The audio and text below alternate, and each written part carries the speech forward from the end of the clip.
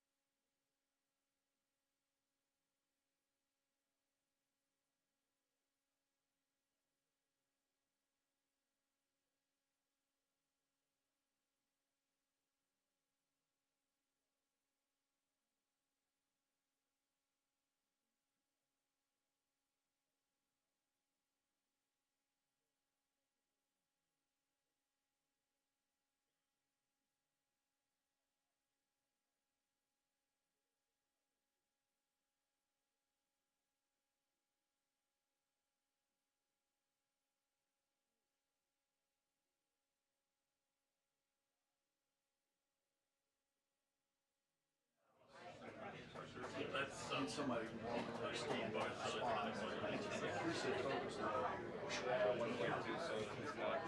Oh, yeah, well, that's pretty probably nice. I'm a 2-minute run. That was a 2-minute run. No, go for it. Go over.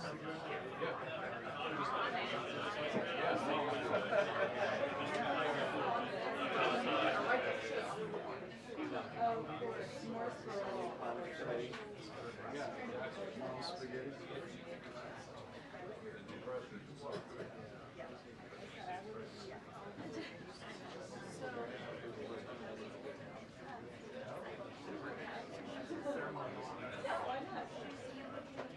Yeah, good to see you. Welcome. Welcome back. Yeah, welcome back. It took me 7 years to get a seat.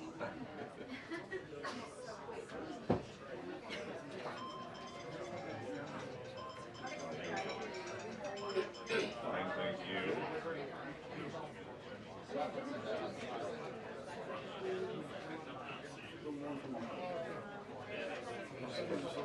At night, it's really bullshit like he's got poker class and stuff. Bring your fire, my friend. Bring your fire.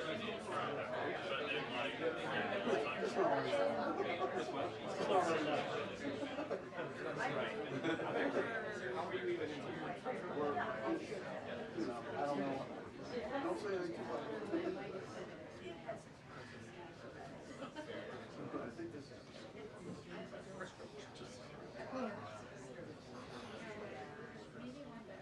They do that. Nice to see you.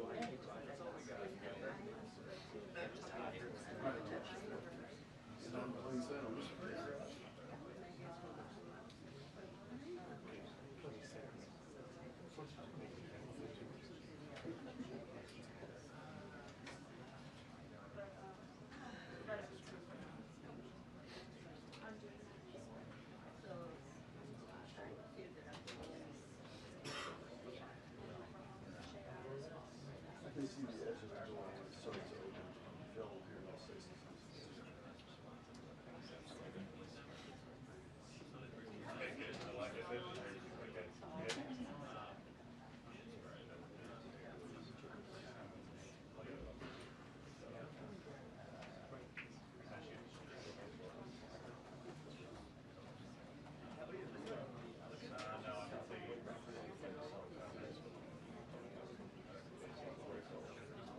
No.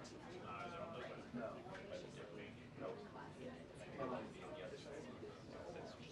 Oh, I'm talking about for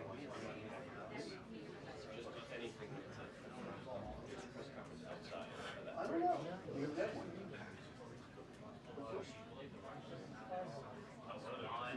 Really doesn't need it. Both of us.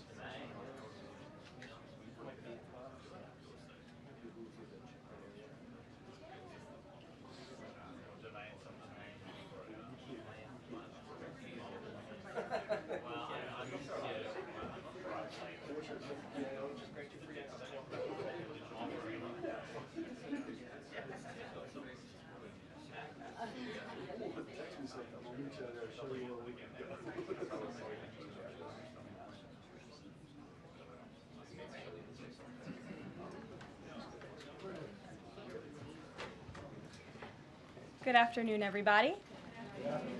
How are you? Good. I'll let my staff get settled. There's a lot of news today, so I look forward to taking your questions. Good to see you. And I have some updates for you as well. Later today, President Trump will address the Business Roundtable's quarterly meeting, where he will tout his pro-growth economic agenda and answer questions before more than 100 of our nation's leading CEOs. In fact, it's the largest attendance ever for this event because business leaders are so eager and encouraged by President Trump's return to Washington. This follows President Trump's roundtable yesterday with the Technology CEO Council here at the White House, where he met with key leaders in the technology industry. And last night, President Trump also held an official swearing-in ceremony in the Oval Office for Sean Curran, who is now the 28th Director of the United States Secret Service. Sean demonstrated unbelievable bravery under gunfire in Butler, Pennsylvania this past July when an assassin tried to kill President Trump. As someone who got to know Sean personally throughout the campaign last year, I can say unequivocally that there is nobody better suited for this important role. And following the confirmation of Labor Secretary Lori Chavez DeRomer last night, the Senate has now confirmed 21 of President Trump's well-qualified cabinet-level nominees, far outpacing the previous administration. And looking ahead, tomorrow, the president will welcome the Taoiseach Micheál Martin of Ireland for the annual White House Shamrock ceremony. And Thursday, President Trump will welcome the NATO Secretary General for a working meeting and lunch. On the economy, February's jobs report was good news for America, particularly our manufacturing sector. The manufacturing sector gained 10,000 new jobs in just 1 month under President Trump. This rebound was led by the automobile sector, where we saw 9,000 new auto jobs created already. That is the most auto jobs added to the economy in 15 months.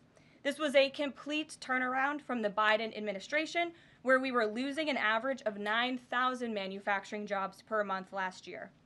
Reuters is out with a report that a number of companies are now looking at expanding their presence or bringing their businesses into America because of President Trump's policies. And just moments ago, before coming out here, I saw another report by Reuters revealing that Merck has opened a $1 billion facility at its North Carolina site. This is just the latest pharmaceutical company to boost its U.S. manufacturing in lieu of President Trump's tariffs. This announcement follows Eli Lilly's plans to invest at least $27 billion to build 4 new manufacturing plants here in the United States, and Pfizer has also said it's considering moving their manufacturing overseas right here to the United States of America. As the president has said over and over again, when we purchase products made in the USA, the profits stay here, the revenue stays here, and most importantly, the jobs stay here.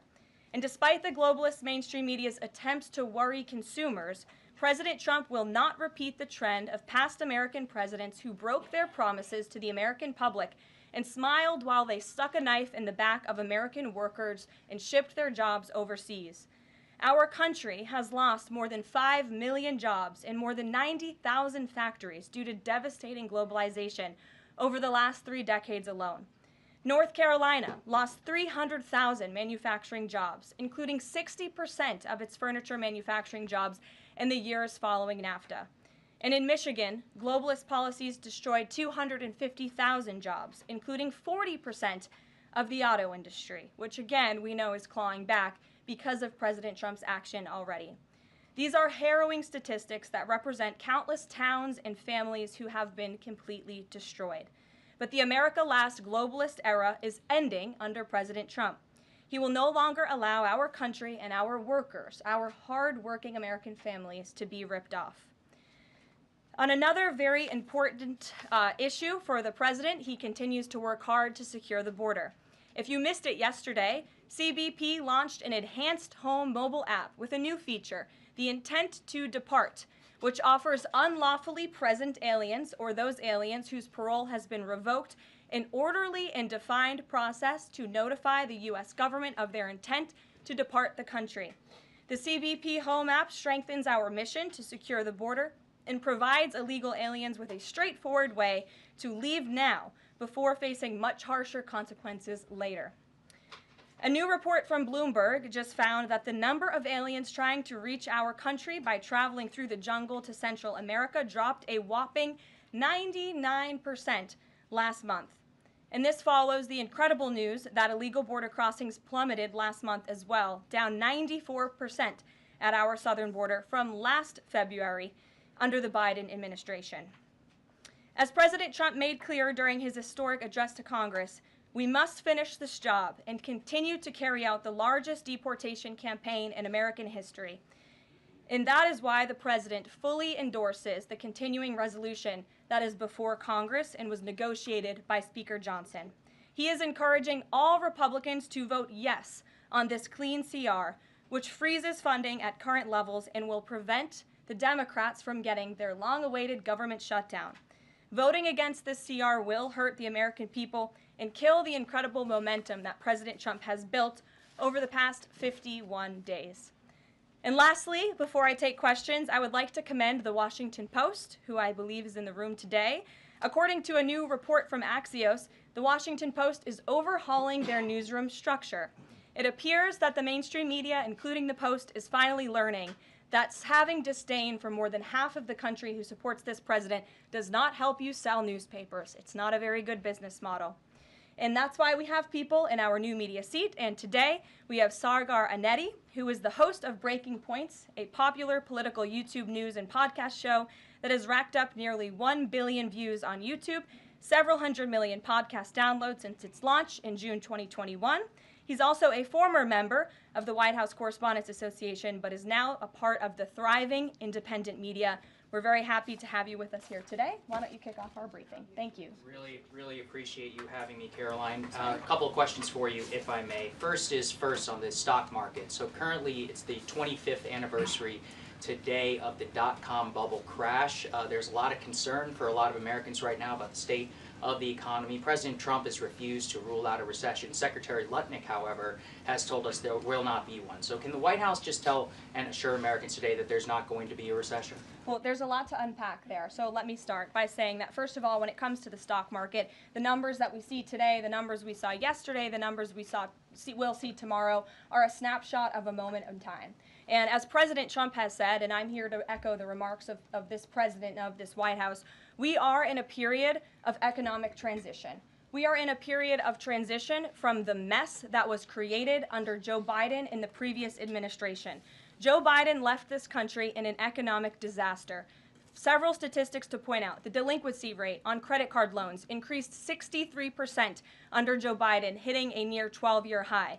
Under Joe Biden, all net job growth went to foreign-born Americans. Real wages declined by 1.5% under Joe Biden. And as we all know, and this administration continues to combat, prices soared more than 20% under Joe Biden because of his reckless spending and economic policies. So we are in a period of transition from that economic nightmare under a president who had no idea what he was doing, never held a private sector job in his life, into a golden age of American manufacturing under a businessman and a deal maker in chief in President Donald J. Trump, who is implementing the formula that we know works. Look at President Trump's results in his first term. If people are looking for certainty, they should look at the record of this president. That's why the American people re-elected him back to this office. And look at everything that President Trump has already done and his team has already done in just 51 days. The massive efforts to deregulate, tax cuts, which we need Congress to pass the Trump economic agenda, the Trump tax cuts, which will unleash economic growth. And the president also addressed this directly, I will point out as well, when you look at what he said on Air Force One, and he said he wants the American people to have so much money in their pockets they don't even know what to do with it. That's the intent of this administration, and we're working very hard every day on that goal. Second question on the CR. So President Trump came out today in a primary challenge against Congressman Thomas Massie. Congressman Massie's been a supporter of DOGE. He's been a supporter of Make America Healthy Again. What kind of message is this White House sending against a congressman who's sticking up for principles that he's long held in the chamber and voting against continuing resolution and spending? I think the president has made it very clear that he believes it's critical for conservatives and Republicans and frankly all members of Congress to get behind this continuing resolution to keep the government funded. The president wants to continue the momentum that he has built over the last 51 days. In order to keep the government funded, we got to keep moving with these deportations, and he believes that everybody needs to get on board with this bill. He's been active in this process. He's been making calls to get this over the finish line, and we're urging every Republican, and Democrats too, to do what's right for the American public to prevent a government shutdown. Just the last question here on Mahmoud Khalil. Does the administration believe that it needs to charge a green card holder with a crime to be eligible for deportation? Well, in fact, Secretary Rubio reserves the right to revoke the visa of Mahmoud Khalil, and I'm glad you brought this up. Under the Immigration and Nationality Act, the Secretary of State has the right to revoke a green card or a visa for individuals who serve or are adversarial to the foreign policy and national security interests of the United States of America. And Mahmoud Khalil was an individual who was given the privilege of coming to this country to study at one of our nation's finest universities and colleges. And he took advantage of that opportunity, of that privilege, by siding with terrorists, Hamas terrorists who have killed innocent men, women, and children. This is an individual who organized group protests that not only disrupted college campus classes and harassed Jewish American students and made them feel unsafe on their own college campus, but also distributed pro-Hamas propaganda, flyers with the logo of Hamas. That is what the behavior and activity that this individual engaged in. And I have those flyers on my desk. They were provided to me by the Department of Homeland Security. I thought about bringing them into this briefing room to share with all of you, but I didn't think it was worth the dignity of this room to bring that pro-Hamas propaganda. But that's what this individual distributed on the campus of Columbia University. And this administration is not going to tolerate individuals having the privilege of studying in our country and then siding with pro-terrorist organizations that have killed Americans. We have a zero-tolerance policy for siding with terrorists, period. Peter Ducey. Thank you, Caroline. So you said that the Dow dropping and dropping and dropping is a period of transition. You're sure nobody here at the White House shorted the Dow? No, I don't think so. Okay. But is there any concern here that it's going to be harder to ask certain federal workers to retire if they look at their retirement accounts and they're getting robbed every day? Well, I'm glad you brought up workers, because that's exactly who President Trump is looking out for with his America First trade policy and his America First economic agenda. And if you look at, there's great indication to be optimistic about where the economy stands. And the American people, investors, CEOs, small business owners, but most importantly workers, should bet on President Trump, because his tariff policies, what he envisions is reciprocity, fair trade practices where American workers are put first and are no longer ripped off by foreign countries all over this world. President Trump says he's going to buy a Tesla today. Did he buy it? And when is the last time he drove a car? That's a very good question. I have heard the president remark that he misses being able to drive, that luxury of driving his own vehicle, although the beast is nice. But he is going to be viewing a Tesla that is making its way to the White House complex now, I can confirm. Perhaps the press pool today will have an opportunity to witness this very exciting moment later this afternoon. But a Tesla is on its way here now, and we'll see if the president likes it when he checks it out. So they're bringing him a Tesla to look at, and if he likes it, he's just going to buy it. You know, he's intent on, he's definitely going to buy one, but he'll take a look at it when it gets here later this afternoon. Full retail? Yes, full market price. Kelly. Can we talk about Canada? What is the status of President Trump having a conversation with Mark Carney? We have seen the president use the term governor to refer to Justin Trudeau. Will that moniker also go to Mr. Carney going forward? And is the decision to increase the tariffs, is that based on a specific economic metric that he looked at? Is it impulse? How would you describe his reaction to candidates? The president has not yet spoken to Mr. Carney, not since I checked, which was just moments ago. But certainly his phone is always open to leaders who wish to speak with him. As for the tariffs, the president made his position on this quite clear with the statement that he put out. And it was a retaliatory statement due to the escalation of rhetoric that we've seen out of Ontario, Canada. The president saw the premier, Doug Ford, make an egregious and insulting comment threatening to shut down electricity for the American people, for hardworking American families. He made that threat. The president saw that and has an obligation and a responsibility to respond accordingly and represent the interests of the American people. So he has made the decision to add a 25% tariff. So now steel and aluminum tariffs will come into effect tomorrow at the rate of 50%.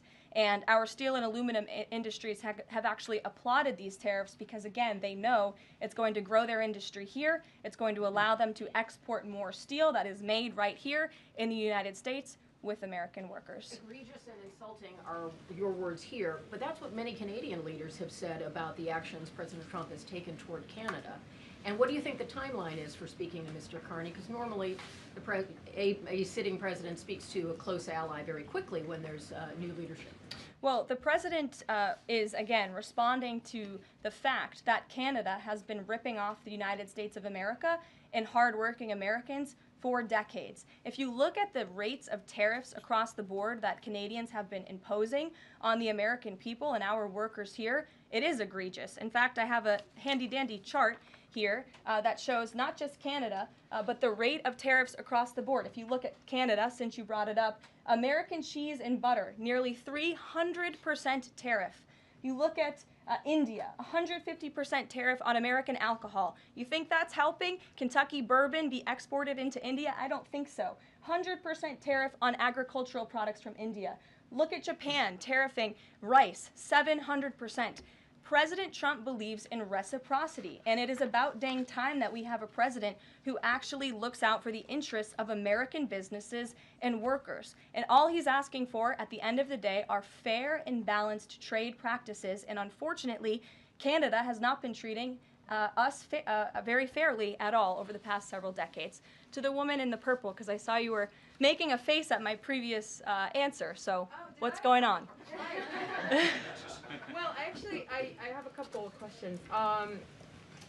At the core of pro-Palestinian protests on college campuses and elsewhere is a demand to end the war in Gaza, a goal that this administration actually supports and has pursued. So why has this not been acknowledged or highlighted even?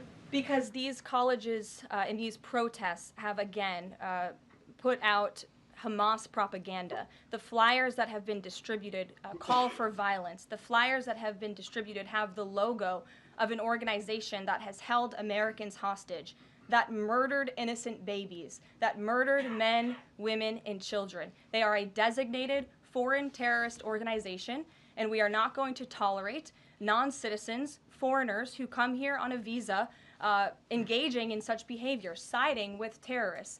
And the Secretary of State reserves the authority to revoke the green card or the visa of an individual who serves as an actually it says right here, reasonable grounds to believe that the alien's presence or activities in the United States would have potentially serious adverse foreign policy consequences to the United States.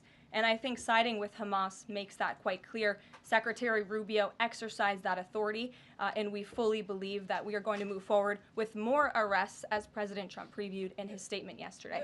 Ed. Yeah, thanks. Go ahead. Caroline. So are there conversations between the administration and the Canadians going on over this tariff? Because the Ontario Premier says the next step is to cut off electricity to the U.S. And the president put out a statement after seeing those comments and said that it would be there would be grave consequences imposed on Canada if they think about shutting off electricity for the United States of America and our citizens. And the president is also determined to ensure that we are depending on American electricity, not the electricity production of foreign nations, including our allies in Canada.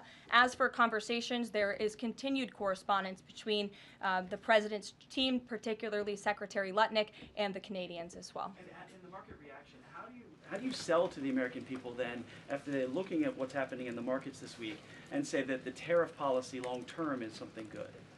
Well, just think about what the tariff policy long-term will do for our country. I think many of us probably grew up in small towns. I know at least I did, and the main street in my small town looks a heck of a lot worse than it probably did decades ago before I was alive. At least my parents and grandparents tell me so. And I know many Americans feel that same way. What the president envisions for this country is for the United States of America to be a manufacturing superpower, where there are American factories and businesses owned by Americans, producing goods that we are exporting to the rest of the world. Those revenues will stay here. It will increase wages for people here in our great country. It will ensure our national security, and it will boost the morale of the American people to have thriving industries again. Think about Detroit, Michigan. Think about North Carolina, as I mentioned, that used to have a thriving furniture industry that no longer exists because of the globalist trade policies of previous and past administrations. And the American people gave the president a tremendous opportunity to restore American greatness and restore our manufacturing dominance, and he's intent on doing just that. John. Thanks, Caroline.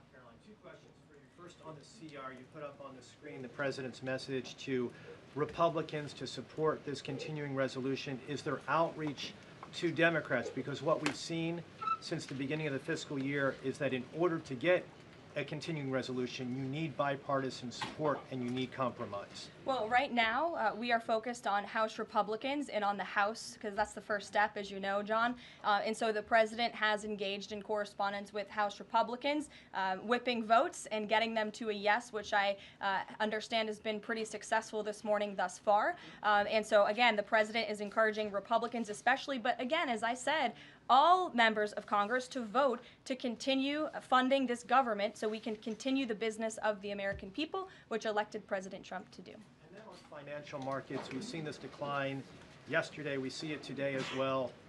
It seems that the read on the president's policies is one in which they do not have confidence in his trade tariffs policy.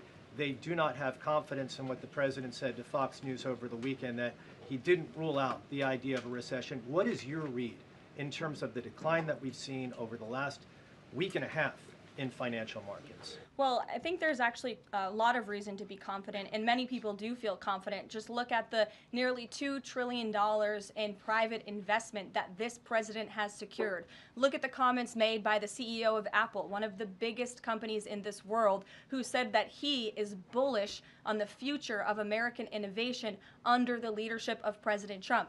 Look at CEO confidence. According to the Conference Board measure of CEO confidence, in Q1 2025, under the leadership of this president, it jumped to its highest level in 3 years, from cautious optimism to confident optimism. If you, again, look at the $2 trillion in investments from some of the biggest companies in the world, look at the jobs report last Friday, as I also cited in my opening remarks. Fox Business reported that Trump sees a manufacturing boom in first full jobs report of his second term. Look at the auto jobs that have already poured back into America. We added 9,000 new auto jobs. Those are sticky jobs. Those are good paying jobs. That's 9,000 American families who will now be able to live the American dream because of the policies of this administration. You also look at small business optimism. The NFIB put out a report this morning. Small business optimism continues to be far higher than it ever was under the previous administration. There's a lot of reason to be optimistic. And again, the American people, CEOs and people on Wall Street and on Main Street should bet on this president. He is a deal maker, he is a businessman, and he's doing what's right for our country. He wants to restore wealth to the United States of America. Michael, good to see you. Hey, Karoline, thank you. Two questions, if I may. Will the administration be providing any relief to states affected by the Ontario power tariff? Well, the president has made it very clear that Canada would be very wise not to shut off electricity for the American people, and we hope that that does not happen. As for what would happen if that does take place, I'll leave it to the president to make those decisions. Does President Trump share the Justice Department's concern over rising egg prices and possible collusion of big egg? Well, we definitely do share the concerns of the American people when it comes to the price of eggs. However, good news, the average cost of a dozen eggs is actually down since Secretary Rollins and President Trump announced their plan. It's down $1.85. So that's good news on the cost of eggs. And as we know, under the Biden administration, egg prices went up 22%. This is another example of an economic mess that President Trump inherited, and the Secretary of Agriculture and the President are focused on fixing it. Secretary Rollins put out a 4-point plan to address this crisis, and she has been honest and realistic with the American people, as this administration always is. It will take about 3 to 6 months to get the egg supply back to where it should be, but she's focused, and this administration is focused on doing that every day. Karen. Thanks, Caroline. Just back on the markets, you said that what we're seeing this week right now on Wall Street is a snapshot of a moment in time. But does the president think he bears any responsibility for the turmoil in the stock market this week? Look, the president is unwavering in his commitment to restore American manufacturing and global dominance, and I think he doubled down on that this morning with his new statement and the tariffs that will be implemented tomorrow on steel and aluminum. And He has said recently he's not looking at the market. He said you can't really watch the stock market, but all of the gains since Election Day have been erased in the S&P 500. At what point, how far do stocks have to fall before the president considers it a factor and changes course? Again, as I just said, the president will look out for Wall Street and for Main Street, just like he did in his first term. And people on Wall Street and Main Street should bet on this president. He's doing what's right for this country. Nick, good to see you. Good to see you too. Thank you, Caroline. So, is the president prepared, like what we saw with Congressman Massey, to pressure other Republican lawmakers into supporting this continuing resolution? Well, he is very much, as I said, engaged in this process. He's been making calls to lawmakers on Capitol Hill, and I think his statements against Congressman Massey speak for themselves, and I will let the president put out any additional statements if he chooses to, but he fully expects all House Republicans to vote for this continuing resolution. And just to follow up, can we start to anticipate seeing more of the president weighing in on upcoming 2026 races like we saw this morning? I'm not sure about that. I'm not even sure if I'm allowed to speak about that from this podium. I would check in with our outside political team for guidance on future races and the president's involvement. Elena. Thank you. I wanted to ask about some comments Elon Musk made yesterday. He said that there is $500 to $700 billion in waste and fraud and entitlement spending. He called it, quote, the big one to eliminate. Earlier this month, he also referred to Social Security as a Ponzi scheme. Should Americans expect changes, big changes, to Social Security and Medicare? President Trump has been unequivocally clear on this. He is going to protect Social Security and Medicare benefits and Medicaid for hardworking Americans who paid into these entitlement programs and deserve those hard-earned benefits. And unfortunately, the mainstream media has taken Mr. Musk out of context. I saw a Bloomberg headline that our team actually worked on getting updated and fixed because it was so wrong, and it took Mr.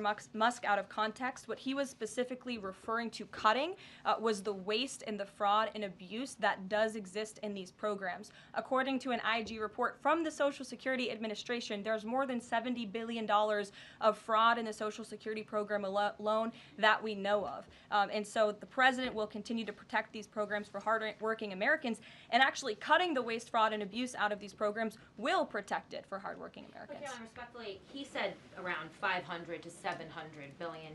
There was no evidence to claim that, and also if that is the case, that would represent more than a third of what Social Security paid out last year, maybe 20% of Social Security and Medicare. Again, combined. if you read his full quote, he said, "We think," so it's an estimate based on what he's seen. He's not saying definitively, he's saying that's what DOGE suspects and thinks. And that's exactly why DOGE was created, to ensure that we are investigating the fraudulent spending, the wasteful abuse across our federal government. And I would remind everybody in this room that 77% of the American people support this effort by Elon Musk and DOGE to identify such waste, fraud, and abuse. Caroline. Go ahead. Thanks, Caroline. You're welcome. If we could just step back for a second. When President Trump last addressed the BRT when he was on the campaign trail, his big push was on tax cuts. He's going there today as he's proposing tax hikes in the form of tariffs. And I'm curious for why he's prioritizing that over the tax cuts. He's actually not implementing tax hikes. Tariffs are a tax hike on foreign countries that, again, have been ripping us off. Tariffs are a tax cut for the American people, and the president is a staunch advocate of tax cuts. As you know, he campaigned on no taxes on tips, no taxes on overtime, no taxes on Social Security benefits. He is committed to all three of those things, and he expects Congress to pass them later this year. I'm sorry, have you ever paid a tariff? Because I have. That's they don't get charged on foreign companies, they get charged on the importers. And ultimately, when we have fair and balanced trade, which the American people have not seen in decades, as I said at the beginning, revenues will stay here, wages will go up, and our country will be made wealthy again. And I think it's insulting that you are trying to test my knowledge of economics and the decisions that this president has made. I'm now regret giving a question to the Associated Press. Mary, go ahead. Hey, Caroline, I have two, if that's okay. The first one was on Russia, Ukraine. I know Special Envoy Witkoff said yesterday that Zelensky apologized in his letter to Trump. Can you share any more about that letter and what else might be interesting from it that we don't know? Yes, the president did reference that letter, as you're saying, in his joint address to Congress. And I do have an update. As you know, Secretary of State Rubio and our National Security Advisor Mike Waltz have been negotiating with the Ukrainians today in Saudi. They will be providing a full readout of that meeting very soon. But I can assure you and everybody here and the American people that the news we've received from that meeting throughout the day and the president has been briefed on is positive. This meeting has been productive. I will let Secretary of State Rubio and our National Security Advisor speak to the specifics of what has taken place today when they are ready to do so when the meeting concludes. Lindsay, go ahead. Referring to Mahmoud Khalil, the president has said this is the first of many arrests like this. Does the administration have a rough estimate of how many arrests you're planning to make similar? I don't have an estimate. I do know that DHS, based on very good intel that they have gathered at the direction of the president's executive order, which made it very clear to the Department of Homeland Security that engaging, as I said, in anti-American, anti-Semitic, pro-Hamas protests will not be tolerated. So since the president signed that executive order and since Secretary of Known has taken the oath at DHS, they have been using intelligence to identify individuals on our nation's colleges and universities, on our college campuses, who have engaged in such behavior and activity, and especially illegal activity. And so I don't have a readout on how many arrests will come, but I do know that DHS is actively working on it. And I also know that Columbia University has been given the names of other individuals who have engaged in pro-Hamas activity, and they are refusing to help DHS identify those individuals on campus. And as the president said very strongly in his statement yesterday, he is not going to tolerate that, and we expect all America's colleges and universities to comply with this administration's policy. Jasmine. Thank you so much, Caroline, for the question. On Canada, after all of these threats to increase tariffs or turn off electricity, I wonder, does this administration still consider Canada to be a close ally of the United States? Well, I think Canada is a neighbor. They are a partner. They have always been an ally. Perhaps they are becoming a competitor now. But as the president also laid out in his Truth Social post today, he believes that Canadians would benefit greatly from becoming the 51st state of the United States of America. And I actually looked into some of the research about the cost of living in Canada, and the cost of living is much higher than it is here in the United States of America. The average cost of a home in Canada is much higher. In Quebec, the highest tax rate for an income of $150,000 or more is 53.3%, more than half of Canadians' incomes they are being taxed on. So the president has made it clear that he believes Canadians would be better served economically, militarily, if they were to become the 51st state of the United States of America. Reagan. Thank you, Caroline. A week ago, Attorney General Bondi said a truckload of Epstein files had been delivered to her office from the SDNY. When can we expect those files to be released to the public? I would defer you to the Department of Justice. I don't have a timeline here. Do you have any update on the JFK files? I don't at this moment. Again, I would defer you to our DNI director, Tulsi Gabbard, and also the Department of Justice. I know that they are working on that diligently, as the president requested them to do. Christian. Thanks, Caroline. Two questions. Since we've been talking a lot about tariffs, have there been any updates on standing up the External Revenue Service to collect revenue from there?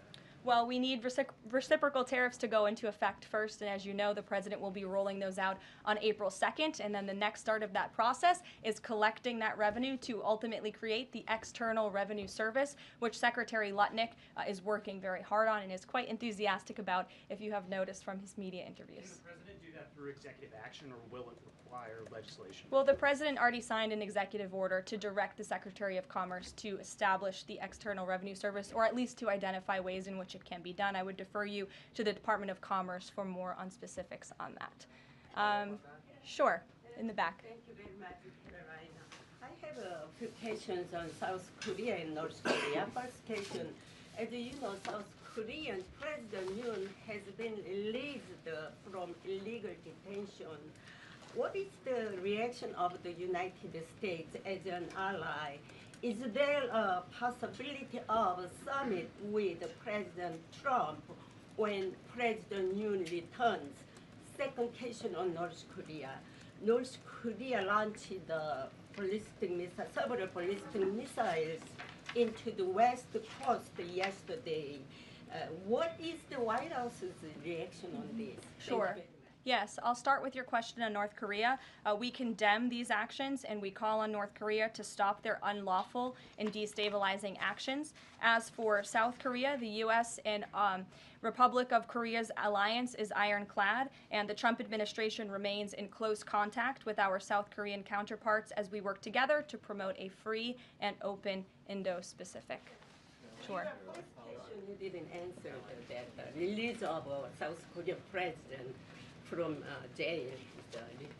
I don't have anything on that, but I can certainly check in with the National Security Council and get back to you. Sure, good to see you. Press Secretary, many are concerned about the validity of President Biden's official actions and also his pardons of the possible criminal actions of individuals such as his family members and Liz Cheney, as information is emerging that many of his official actions were auto-signed, possibly even the pardons, and without his knowledge or consent. Does the White House have any information available currently that Biden was actually the one that approved and signed those pardons?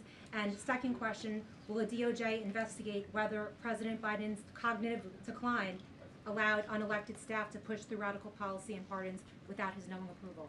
I don't know the answer to that question, but I can check in with our folks here who may know the answer to that question and get back to you. Dasha.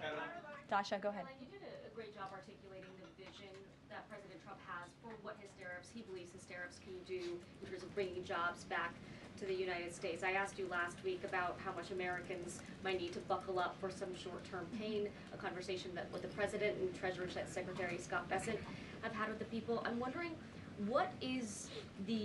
how high is the pain threshold for President Trump and for this White House as you watch some of the turbulence in the stock markets, as you field concerns from businesses and potentially see some of those approval ratings drop in the short term? How much is he willing to stomach that, and will he stay committed to his vision for tariffs even as all of this comes up? Well, the president has been working hard every single day to alleviate the pain that was inflicted by the previous administration through massive deregulation, through drill baby drill, as we like to call it, unleashing the might of our energy industry, which we know will ultimately drive down costs for consumers here at home. And again, as I mentioned, the president is intent on signing tax cuts for the American people to put more money back into their pockets, which will ultimately unlock consumer confidence. And again, I'll reiterate the president's words in layman's terms as he does best. The president wants the American people to have so much more money in their pockets, they don't know what to do with it. That's the goal of this administration,